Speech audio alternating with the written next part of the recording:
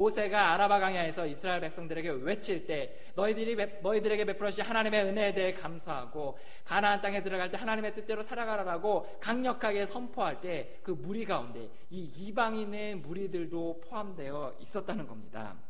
이들을 보면서 우리 공동체 내에서 이 시대에 이 이방인과 나그네, 이 거류민이 어디에 해당될까 생각해 봤어요. 이들은 아마도 이 시대에 몇몇 이들이 잠시 떠올랐습니다. 아마도 이런 사람들이 아닐까 생각했어요. 이 사람들에 대해서 우리가 묵상하기 위해서는 이 거류민들이 어떻게 이스라엘에 합류하게 됐는지를 잠깐 살펴볼 필요가 있습니다. 이스라엘 백성들이 출애굽을 해서 가나안 땅으로 들어가기 이전에 처음에 출애굽을 하는 시기에 이스라엘 백성들만 나왔던 게 아니에요. 그때 나갈 때 10가지 재앙들이 하나님의 능력의 강력한 능력을 보고서 주변의 애굽 사람들과 주변의 이방인들이 그 모습을 본 거예요. 그러고서 이들의 하나님이 살아계시구나, 이들은 정말 하나님의 백성이구나, 이들과 함께하면 내가 쉼을 얻을 수도 있겠구나 라고 생각한 사람들이 주변에 있었어요. 그리고 그 사람들이 이스라엘 백성들이 짐을 챙기고 막 출애굽을 할 그 순간에 그들도 같이 따라 나선 거예요. 그리고서 그 이방인의 무리로서 그들 가운데 머물게 됩니다. 이들을 바로 성경에서는 이방인, 나그네라고 표현하고 있습니다.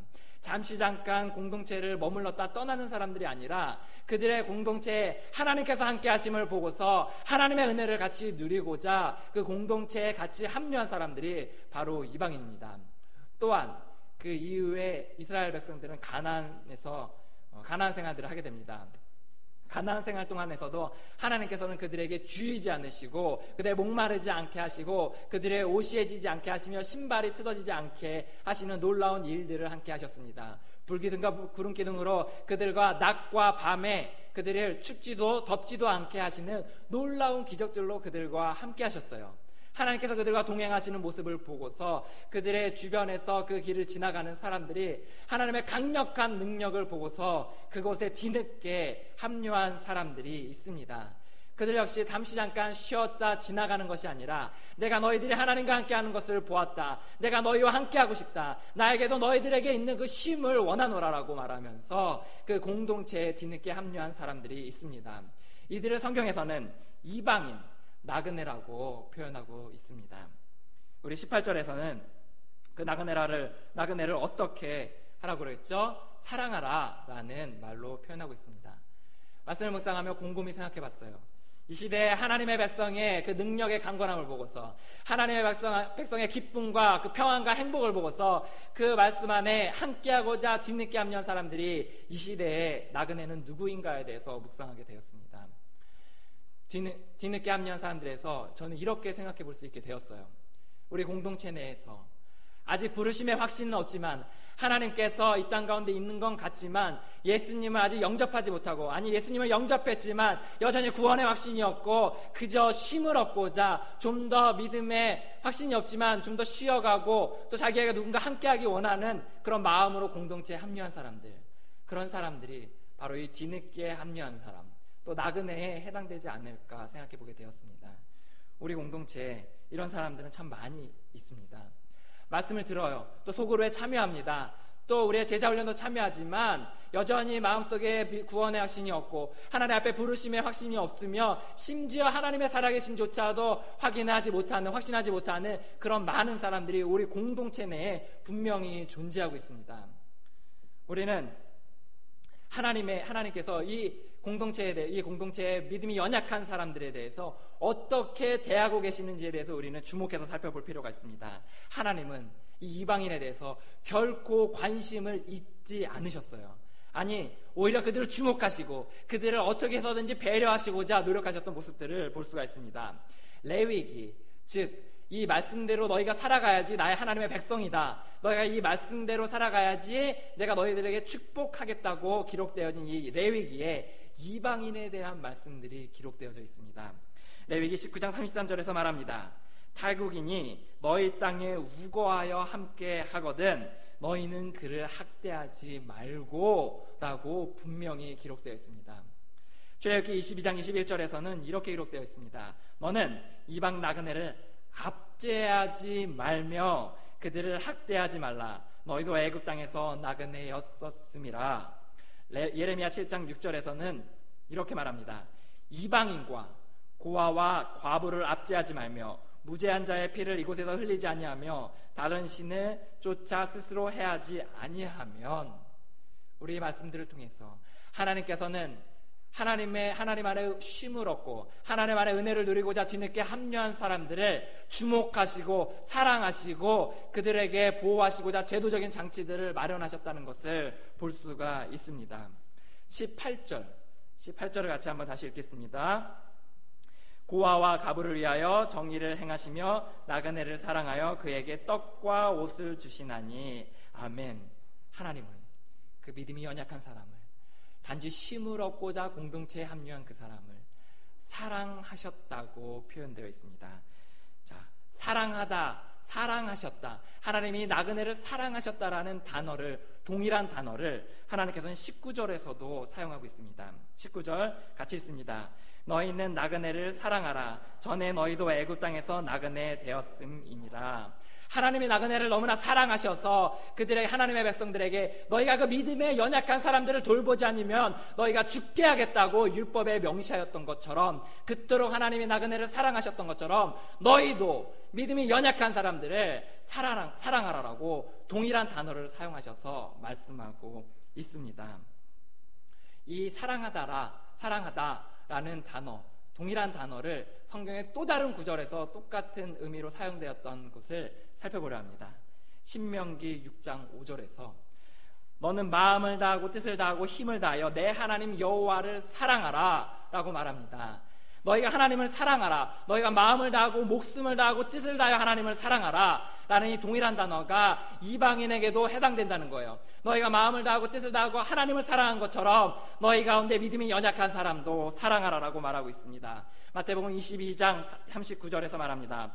둘째는 그와 같으니 내 이웃을 내 몸과 같이 사랑하라 하셨으니, 십계명의 절반이 해당되는 내 이웃을 내 몸과 같이 사랑하라라고 하신 이 사랑하다라는 단어가 이방인에게도, 믿음이 연약한 사람에게도, 뒤늦게 쉼을 얻고자 합류한 사람에게도 동일하게 사용되어졌습니다. 요한복음 13장 34절 새 계명을 너희에게 주노니 서로 사랑하라. 내가 너희를 사랑한 것 같이 너희도 서로 사랑하라라고 말씀하십니다.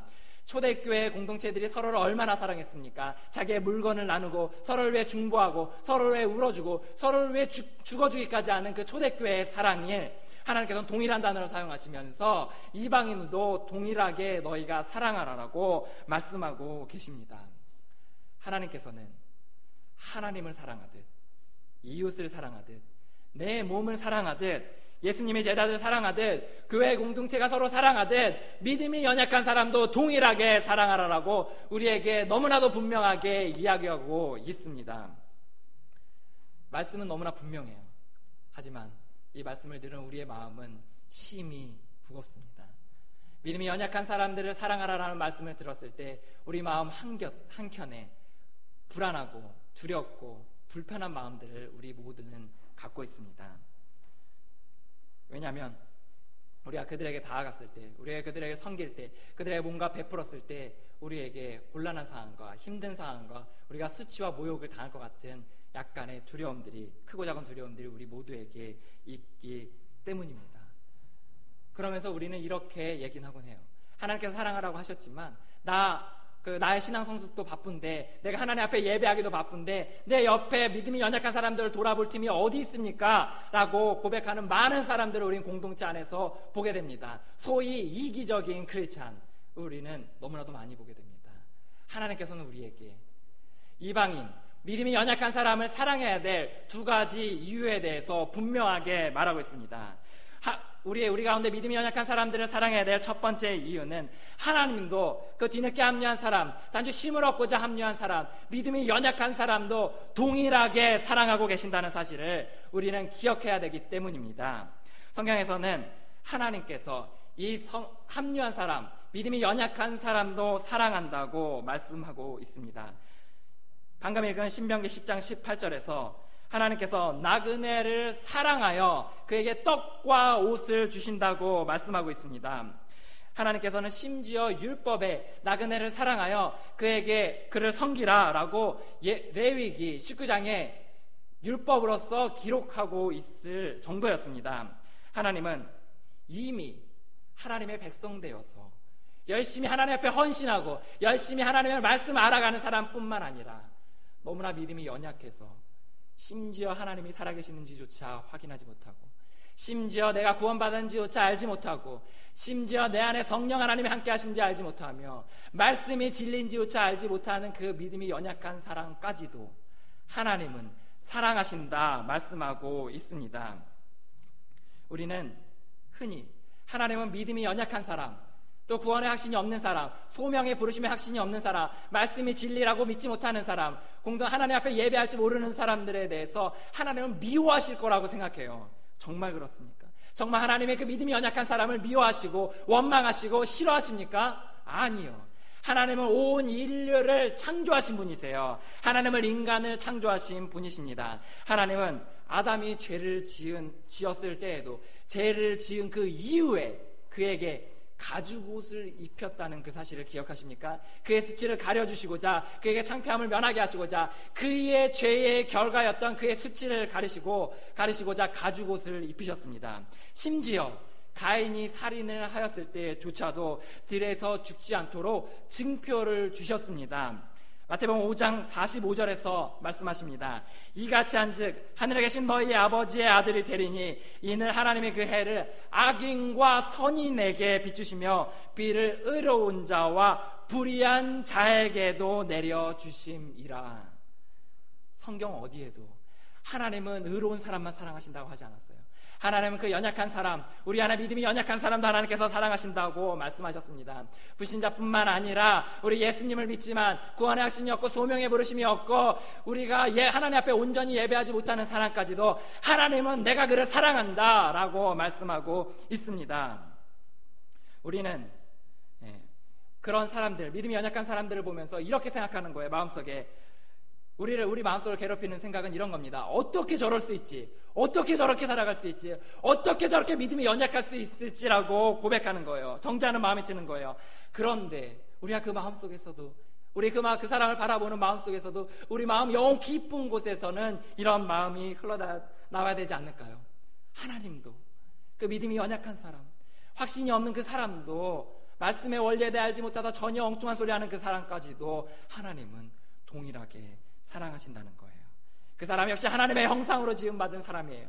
그리고 예수 그리스도의 피값으로 말미암아 구원받은 사람입니다. 요한복음 3장 16절에 말씀하십니다. 우리 요한복음 3장 16절 같이 한번 암송해 볼까요? 자, 같이 한번 암송하겠습니다. 하나님이 세상을 이처럼 사랑하사 독생자를 주셨으니 이는 그를 믿는 자마다 영생을 얻게 하려 하십니다.